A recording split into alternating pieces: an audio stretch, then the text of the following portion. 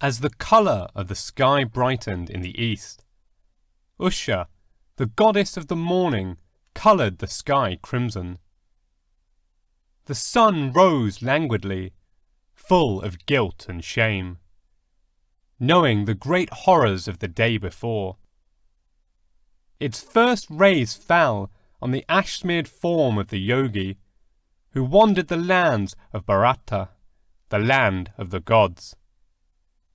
But this was no ordinary ascetic. He was the Swayambhu, the self-born, the celestial ascetic. Tall, fair, and well-built, his head framed by matted locks, he was dressed in nothing but a loincloth made from the skin of dead animals. The trident he carried glimmered in the morning light, thirsting for more of the gore and destruction that it had witnessed the night before. The yogi seemed unaware of the world around him as he walked slowly, aimlessly, in a trance. His half-closed eyes were bloodshot, his face streaked with tears.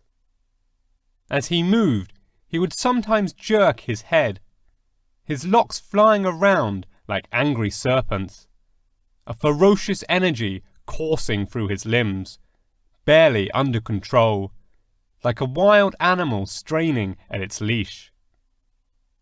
He would often open his eyes, look around in surprise, and then, looking at the load he carried in his arms, burst into tears. Sadness would give way to anger. His eyes would roll upwards, and his eyelids would droop as he entered the semi-trance state again. The spot on his forehead, between his eyes, where he smeared ash, would start glowing. He had wandered this way the whole night, crazed with anger and sorrow. There were those who followed him, keeping their distance, scurrying away to take shelter amongst the trees and shrubs when he had his bouts of anger. They cowered at a distance, not able to muster the courage to walk up to him, talk to him, console him, or stop him from the course he had set himself on. Anger had blinded him the previous night, and had slowly given way to profound sorrow. Almost as a reflex, the yogi had entered the meditative state in which he had spent decades in a secluded stone cave high up in the mountains. Along with his followers, he had subsisted only on roots and fruits, not knowing cooked food or stitched clothing. They ate what nature gave them, and used the skin of dead animals for clothing when needed. Scores of years the yogi meditated, unravelling the mysteries of the world to those who would come seeking it from him. The devas, the asuras, the mortals and the ascetics. He refused help to none. He taught his followers yoga and arogya and natya and tantra. He had existed like this since times immemorial, since before time itself, and would have continued to do so had he not consented to marry Sati. The memory of the name brought him to his senses. He woke up as if from sleep. Looking at the form he carried in his arms, charred beyond recognition now, he convulsed with anger and rage. Nandi and the others following him fell to the ground in fear. The more he looked at her body, the more the convulsions grew. Even though charred beyond recognition, it was easy to see that what he carried was once a beautiful woman. The woman he had loved and married, and whose body he had carried through the night, a night of horrors the world and its people would never forget. His convulsions grew more rhythmic. The body and the limbs moved with a cruel energy his followers had never seen before. Even as he carried her, with one hand he used the damru, his one-handed drum, to time his movements. Its ominous boom sent shivers down the spine of the people watching him.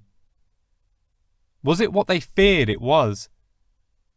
The rhythm was getting increasingly clear to everyone now. Its sound ominous, primal, threatening. The yogi danced his dance, with the body slung on his arms. The two forms looked grotesque, dancing together, and every so often the lines separating their bodies blurred into one. The celestial beings watching him from a distance had known this would happen. They rushed now to inform the only person who could stop him. While the yogi continued his gyrations, the crimson spot on his forehead pulsated and throbbed and grew brighter and brighter. The heavens were crowded with all the celestials, watching in awe and fear. The animals of the forest scurried away from the place, knowing in their gut what was happening. The end was near. The yogi kept dancing, faster and faster, beating the damru and looking at the form in his arms, resolved to see this through. His semi-trance did not allow him to see the object that approached him from the sky in the east. Moving fast and glowing brightly, the Sudarshan, the celestial missile, had been let loose by Hari, the Padmanabha. While Shiva danced, immersed in his thoughts, the missile approached him, aimed at the forms in his arms. Shiva had never been on good terms with his father-in-law, Daksha. Daksha was biased against Shiva, because his father, Brahma, had once been chastised and humiliated by Shiva. To add insult to injury, Daksha's daughter, Sati, had taken to worshipping Shiva and had performed severe austerities to please Shiva and have him as her husband. The Bholanat had relented and had consented to lead his Bharat or marriage procession to Daksha's capital to wed Sati. Daksha had been dismissive of Shiva's prominent stature among the contemporaries as the Mahadev, and had barely been civil during the ceremonies. After their marriage, Shiva had conveyed to Sati his resolve to never visit Daksha's kingdom again. Sati had been happy living with Shiva, high on the Kailash, until she heard of the great sacrificial feast being thrown by her father to appease the gods. Daksha had invited all the gods and the sages, but had deliberately omitted Shiva. This did not matter to the Mahadev, and he was content living on the Kailash. But Sati had wanted to go to her father's place for the feast. She had insisted on going, though Shiva had cautioned her not to go, where she was neither invited nor welcome. But Sati's childhood instincts had taken over, and even though Shiva stayed behind, she had gone. Accompanied by Nandi and other caretakers from Shiva's group of followers, his Ganas, she had visited her father only to be given the cold shoulder in the beginning and public humiliation later. She had borne the insults heaped on her with aplomb, but was furious when Daksha started to debase her husband.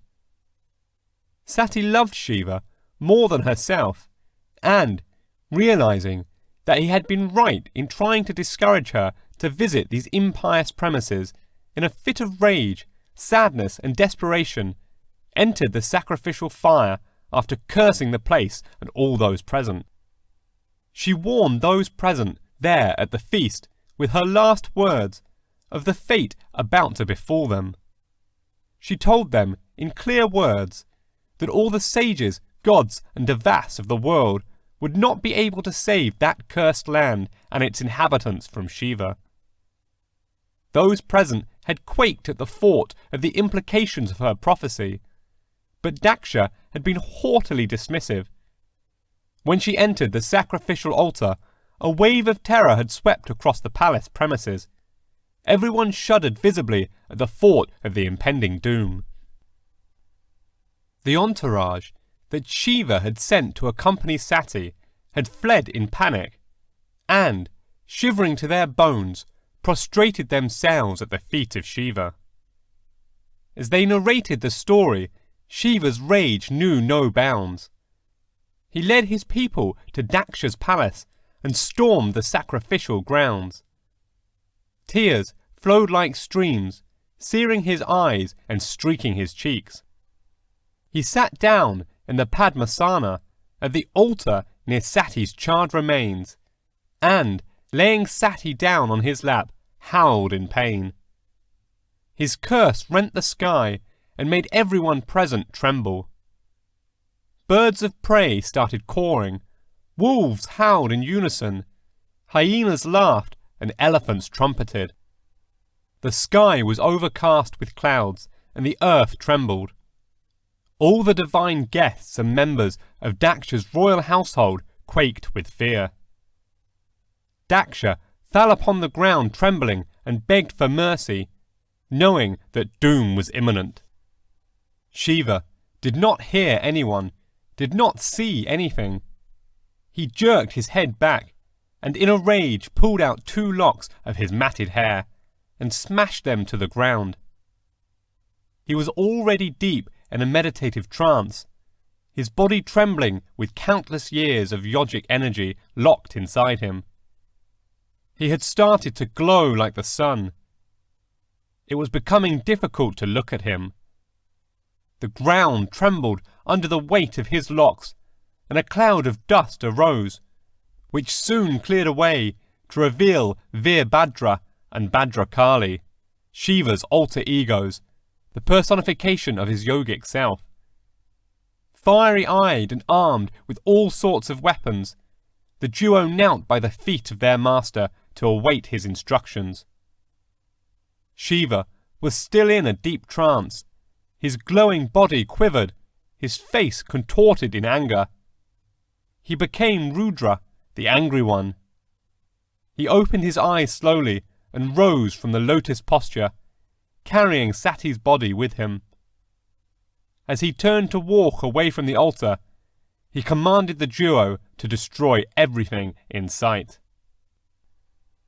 Veerbhadra and Bhadrakali laid waste to anything they set their eyes on. Doors were smashed, windows broken, pillars and pavilions pulled down. Any living thing being in their path was decapitated and disemboweled. Bhadra sought out Daksha, and pinning him down under his feet, cut his head off with the trident he carried. Men, women, and animals fled the scene, howling and crying, while the carcass eaters waited in the shadows for the feast of their lives. Day turned to night. Wild animals howled and shrieked, while the twin harbingers of death wreaked havoc upon Daksha's palace. Rudra, meanwhile, walked away from the palace, unmindful of the doom he had unleashed. His eyes half closed, he carried Seti's charred body out of the premises and continued walking.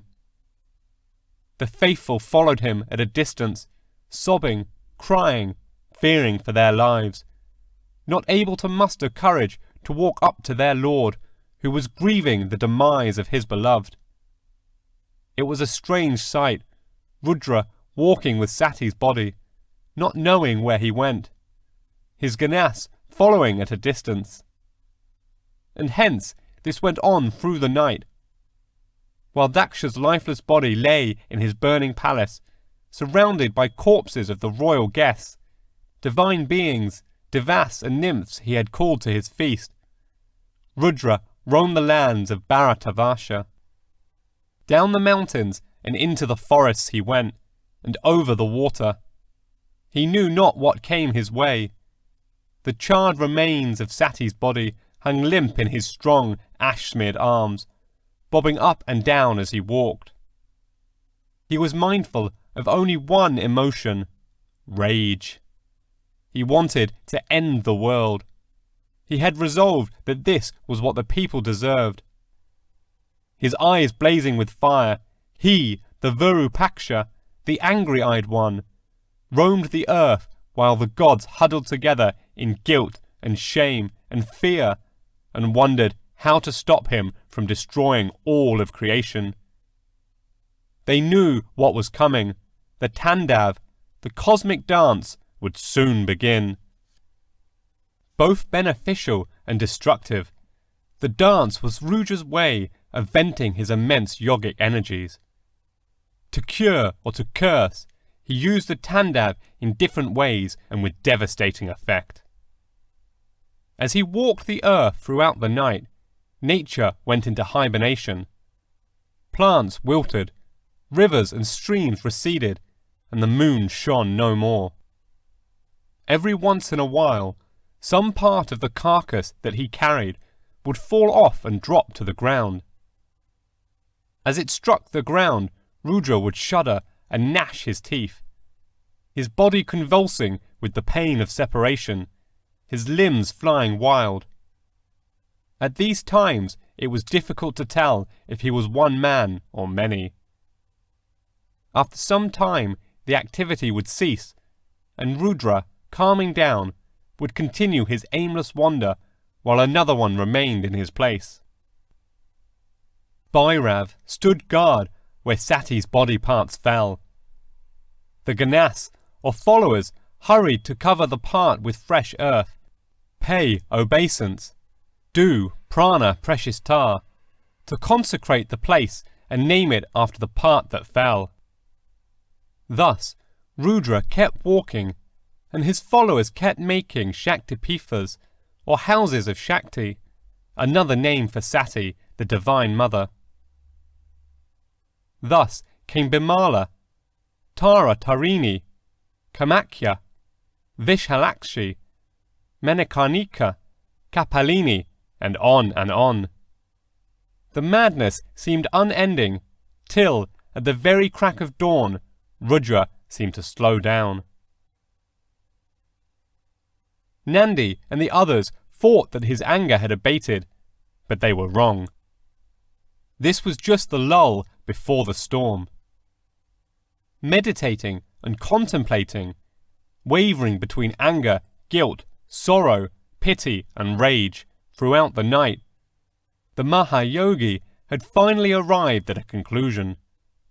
The world, as he knew it, must be destroyed for it to be rebuilt again, cleansed of its sins.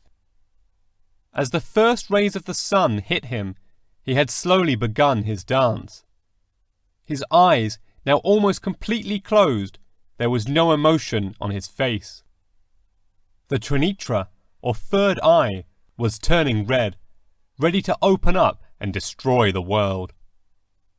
His body glowed brighter and brighter, and soon it was impossible to look at him. He looked like another sun that had descended from the firmament and was now trying to burn everything on the earth. Even so, the red hue from his forehead could be seen, turning deeper by the second. His face impassive, he danced in a deep trance, far, far away from the world. Sati still lay close to his bosom, cradled in his arms, her touch reminding him why the world needed to be destroyed. He was so absorbed in his trance that he did not notice the missile that Vishnu Padmanabh had let loose in his direction. When all the celestial beings had fled in terror, they had gone in supplication to Hari to seek his intervention to stop Rudra, for no one else could. They appealed to him to remove the cause of Rudra's anger somehow, as every time he saw Sati, he went into a fresh fit of rage. The burnt and dismembered body of Sati would not allow Rudra to cool down, to become Shiva again. It kept telling him, whispering to him, to end the world.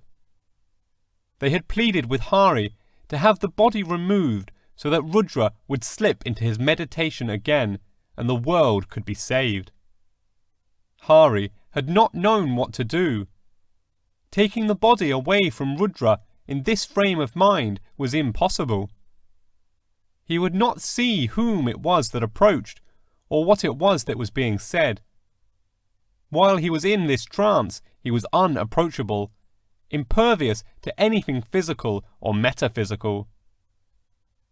Ensconced in his yogic cocoon, Rudra was unassailable and impossible to confront, either with logic or in combat.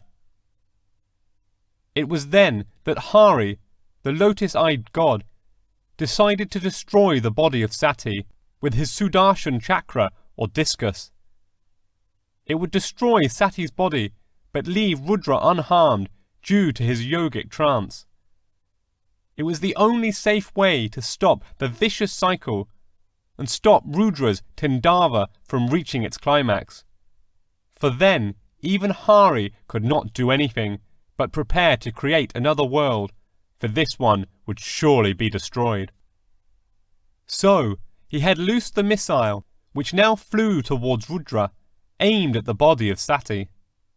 It was like a flash of lightning in the sky, hardly visible as it approached its mark. Rudra had nearly completed his dance, his body as bright as day, the crimson light from his trinatra splitting the orb of light which surrounded him, growing stronger and beginning to sear everything in its vicinity. The much-dreaded trinatra, or third eye, was opening. It was then that the missile hit him. There was a huge explosion, a flash of light unlike any the world had seen. For moments, everyone was blinded. Then the light subsided. Shiva stood poised in the Abhaya Mudra, or the benevolent pose. The body of Sati was gone, and Shiva had slipped back into the deepest meditative slumber. His followers scurried hither-thither, looking for parts of the body which got scattered all over Bharatavarsha. Everywhere they went, they found some piece of their Divine Mother, and along with that piece of Sati's body, they found Bhairav standing guard. They buried the piece, consecrated the grounds, named the shrine, and left Bhairav standing guard at the Shakti Pitha. They counted a total of 51. Thus the number was also termed holy due to its association with Sati and Shiva. Shiva, on the other hand, walked back to his cave high on Mount Kailash to continue his meditation, not to be disturbed till another maiden would take it upon herself to win his heart.